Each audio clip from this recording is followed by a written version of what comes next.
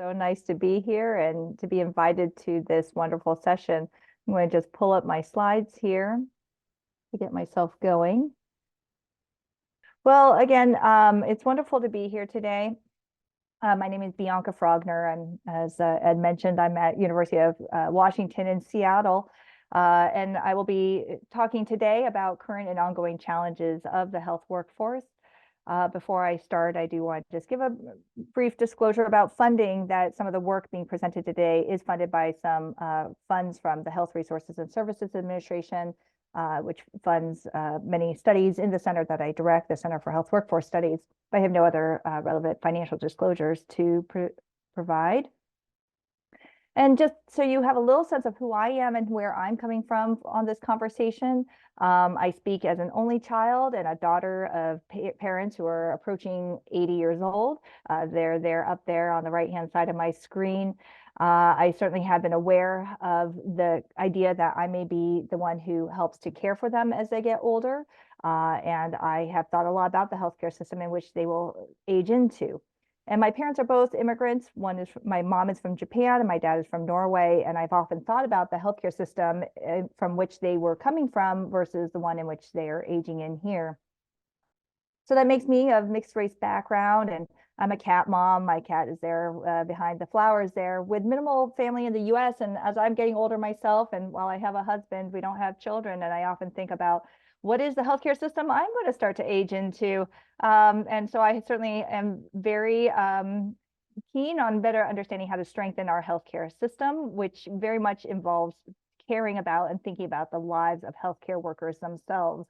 I have been a wary consumer of healthcare, but I certainly realize that healthcare is a critical part of what keeps us well, and at least plays a role in that. So we want to also then make sure that our healthcare workers are doing well too, as they look out after us. So that's just a little bit about me.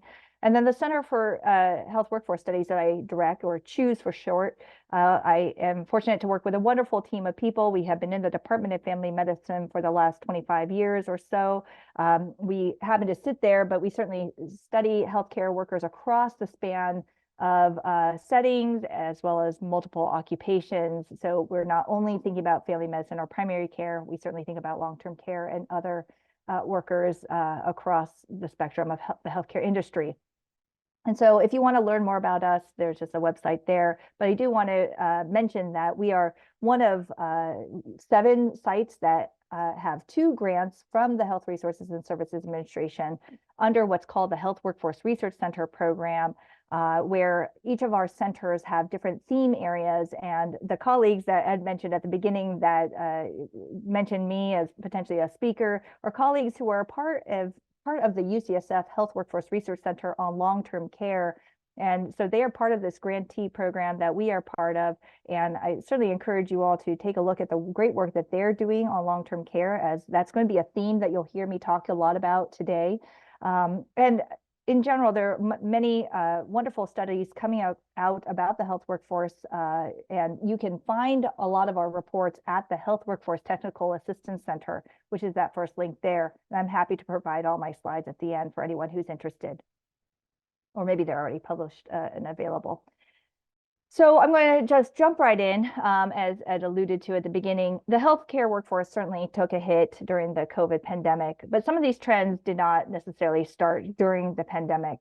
What you're seeing here on this slide is a show of employment trends in different sectors of the healthcare industry compared to the start of the pandemic. So the flat red line here shows the level of employment across multiple sectors of the healthcare industry in January of 2020. So before the pandemic really took a significant hit on employment in healthcare. And there was a significant dive in the healthcare employment levels in the first few months of COVID. And a lot of that has to do with people being furloughed, especially in ambulatory care settings, particularly in dentist offices, as many places closed, as well as in hospitals as they closed down elective surgeries and other services that could be postponed. A line that might be notable here is that yellow line, which is representing skilled nursing facilities and residential care facilities, where they remain to be here in March of 2024, still at about 5% below the level of employment that they had pre-pandemic. Some of this has been happening since before the pandemic, but they certainly have been on a slower path to recovery compared to other parts of the healthcare industry. And some of this low levels of employment is related to closures of skilled nursing facilities, in part due to the pandemic, in part also due to shifts towards home health and community-based services.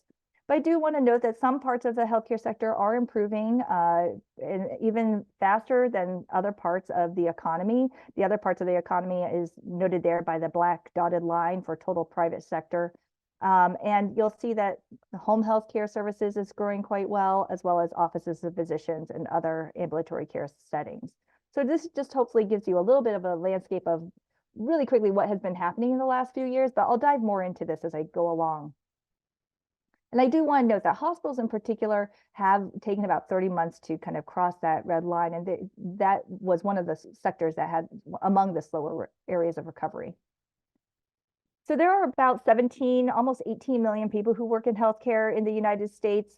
And this might be actually a little bit of a lowball number, as what's not represented here in the pie are community pharmacies, which adds another 730,000 people adding to this pie.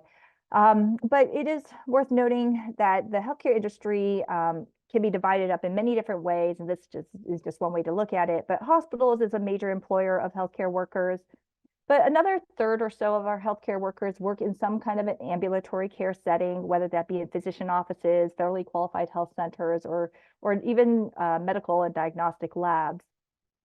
Another third or so of the workforce actually works in long-term care. And this is a sector that I will talk a lot about today.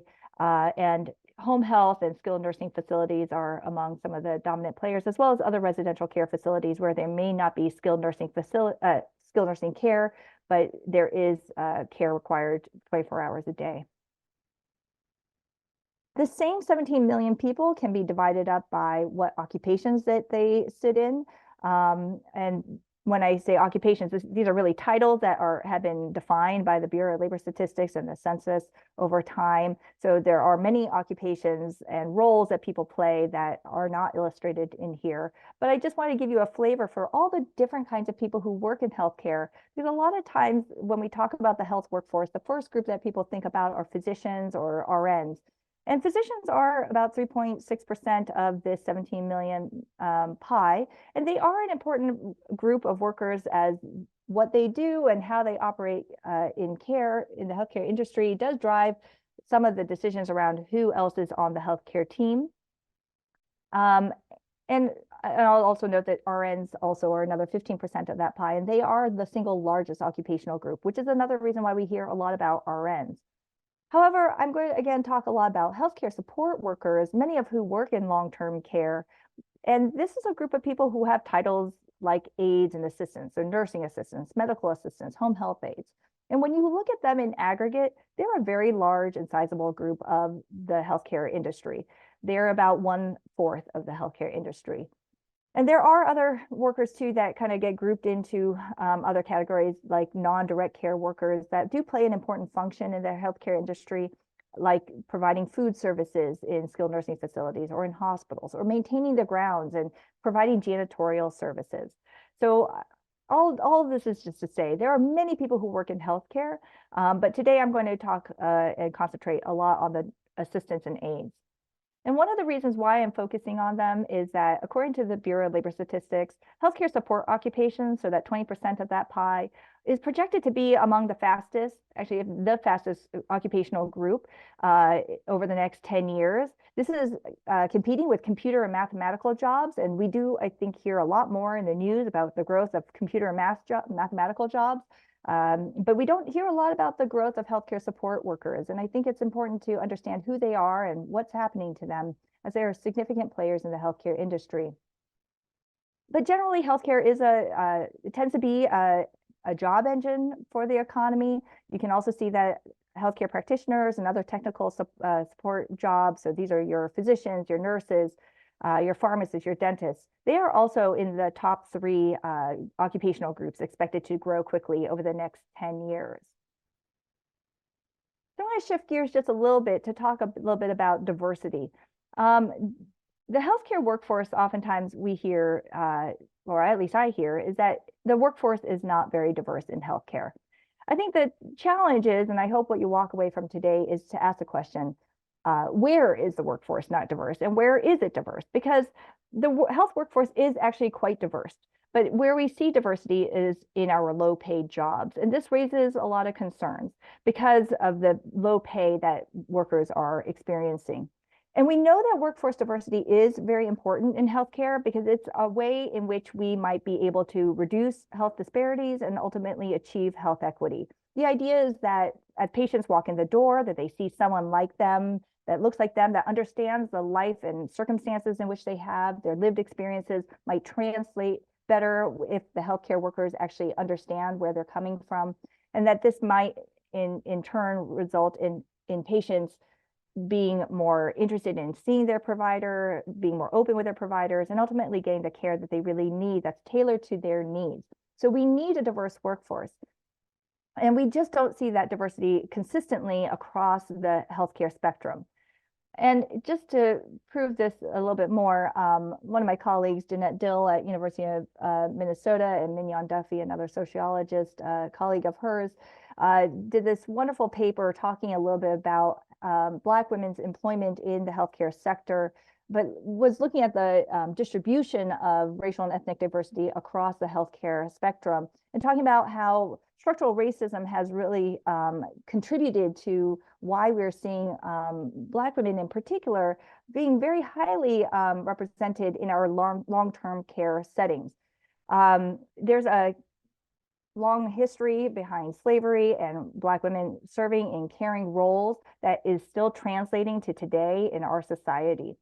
And this data that she shows here shows, for example, that in long-term care jobs, a lot of we see a high representation of Black women, 23%, relative to the rest of the healthcare industry, which is 13.7%, and relative to Black women in general working in the labor force, which is 6.9%.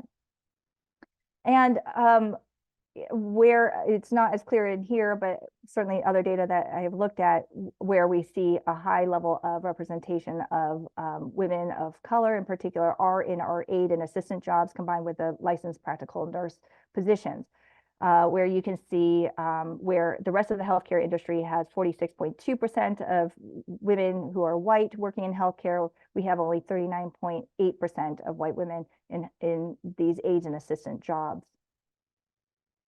So some of these trends you'll see kind of playing out as I kind of talk about a little bit about what has been happening to the healthcare industry over the course of the last few years. So as I mentioned earlier, healthcare has taken a significant hit during the pandemic, but this hit was not just not uniform across settings, it was also not uniform across the different healthcare occupation that exist in healthcare. So this is a study I did with Jeanette Dill at University of Minnesota, where we looked at the different groupings of healthcare workers to look at what happened to turnover of healthcare workers as the pandemic progressed. So what you're seeing here are trends of the number or percent of workers who left their jobs into a state of unemployment or out of the labor force. So we did not look at people who were transitioning between different employers because we were concerned about workers who were potentially available to work. And what you see here is a pre-period of about a year before the pandemic, a post-period 1 being about the first 9 months of the pandemic, and post-period 2, which is another 10 months or so subsequent to the first 9 months of the pandemic. So this takes you out to about the end of 2021. And a key point here to take away is that aides and assistants have had a high level of turnover since before the pandemic began, higher than any other group, quite a bit higher than any other group. Compared to where we hear a lot about turnover is about RNs and physicians, and their levels of turnover have certainly been lower. It is worth noting that while turnover has been low among physicians, it has been on an upward trend. So it is somewhat concerning when we see that upward trend. However, again, turnover is quite high among the aides and assistants in particular, and has been relatively slow to return back to its pre-pandemic levels. When it comes to the race and ethnic composition of workers who have been leaving the healthcare industry, following a similar pattern over here, we are seeing that workers of color, particularly our Black and Latino workers, have had somewhat higher levels of turnover. In general, our workers of color have had higher levels of turnover compared to our white healthcare workers since before the pandemic, but it is our Black and Latino workers who have seen somewhat slower return to their turnover levels of that we saw pre-pandemic. And when it comes to gender and parenthood, we saw that women, and this is probably not surprising to many, as many women across the labor force, but including in healthcare, and healthcare is a very female-dominated industry, is that women, especially with young children, have seen high levels of turnover since before the pandemic, and women with children, young children in particular under 5, have had some of the highest levels of turnover, and that level of recovery in the latter parts of the pandemic has certainly been slower relative to other workers. Now, it is worth mentioning that also men with young children have also struggled in terms of returning back to their pre-pandemic levels of turnover. So this is certainly a sign too about the importance of childcare and schools. There's certainly a role here that it has a role here in terms of what we're seeing in terms of these trends. Now, there are some positive news as my team and I are looking at how what entry looks like. So while we might be losing some diversity because we are seeing many of our workers of colors experience high levels of turnover, the labor market certainly has gotten a bit tighter over time. There are many jobs available in healthcare, and we are seeing some movements and trends such that we are seeing workers of color, particularly people of URM backgrounds, coming back into healthcare jobs and coming back into somewhat more higher paid jobs. These are the percentages of URM or underrepresented minorities who are represented in healthcare in different settings, pre versus post-COVID. And so what you see here is that while pre-COVID, we saw about 28% of the office and outpatient workforce being an underrepresented minority, from an underrepresented minority community, we are seeing that number rise up to 32.2%. While in long-term care, we're seeing those numbers decline from 42.4 to 39.9. It's encouraging because office and outpatient jobs tend to be somewhat more higher paid jobs than in long-term care jobs. So that was a little bit of good news. So we can't just wait for things just to happen naturally. We have to be proactive in how we make sure that we are meeting the needs of healthcare workers so that we reduce levels of turnover, reduce the burden that many of our healthcare workers have faced in terms of financial challenges that they're facing because they're taking jobs that are low paid jobs in the healthcare industry. We need to make these jobs better. And if we don't do that, we find ourselves with a workforce shortage. And a workforce shortage simply is basically the mismatch where we have high levels of employer demand relative to a lower level of supply of labor. And employer demand in healthcare is really a proxy for patient need. And the labor supply is really more complex than just having a number of bodies. It's about having a number of bodies who are qualified to work, who are willing to work, and who are able to work. And the pandemic has certainly had an effect on the labor supply, but there are continuing challenges that were present very much since before the pandemic. And there are things that we can do to really tip this scale. And I'm going to talk about a few policy solutions that should be considered, could be considered as we think about how to increase this labor supply to meet employer demand and to help reduce this sense of shortage. So just briefly at a high level, and I'll go through these in a little bit more detail, is that just to give you a sense of what I mean when I say that there's not a pool of available workers, is that COVID, for example, really took a lot of workers out of the labor force. People had to care for their own health first before being able to care for others. Similarly, childcare, as schools closed, people were not available to work because they had to really take care of their loved ones, whether it be children or elderly, especially as nursing facilities also found themselves closing down, as well as adult daycare centers, so that a lot of adult children had to actually care for their elderly parents also. Now, there are ways that which we can address these, such as providing paid sick leave and childcare benefits, and I'll talk a little bit about this in the next few slides. In terms of a pool of workers who are not willing to work, this is where burnout comes in, and we have to address things like workplace culture and workplace safety to make healthcare workplaces attractive for people to work. Otherwise, people do not want to come to work if they're feeling that their lives are being threatened, which has certainly been an issue for many of our healthcare workers, as the COVID pandemic certainly saw a lot of politicization around the use of masks and the use of vaccines. When I say that there's a lack of qualified applicants, this is about trying to think about ways in which we can get people through the pipeline of education and into jobs that are open and available. But a lot of times it takes a long time to train up a registered nurse or a physician. It takes years, not just at levels of education that it takes to become a RN or a nurse, but the fact that a nurse or a physician, but the fact that you have to actually start somewhere in the K through 12 period to even get people interested in healthcare careers to start with. So you have to start early and invest in education and training to get people into healthcare jobs.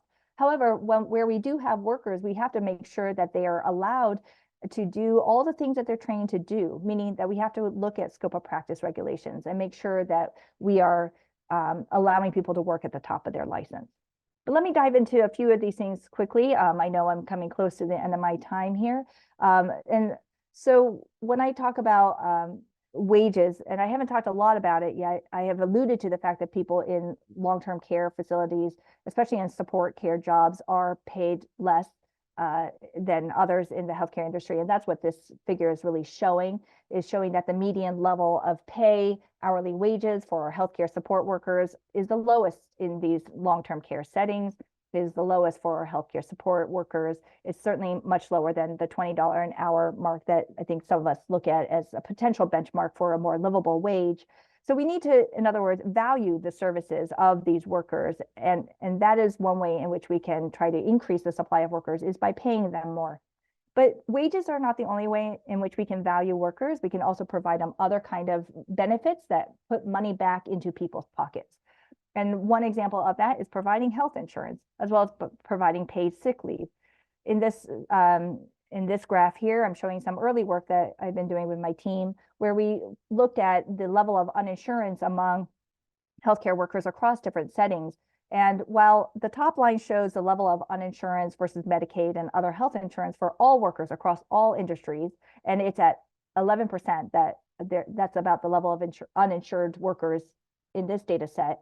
Healthcare is doing pretty well, where only 7% of healthcare workers are uninsured if you look across, if you aggregate all settings. But when you look at each setting itself, you see that in the long-term care sector, that's where we see the levels of uninsurance similar to the rest of the economy.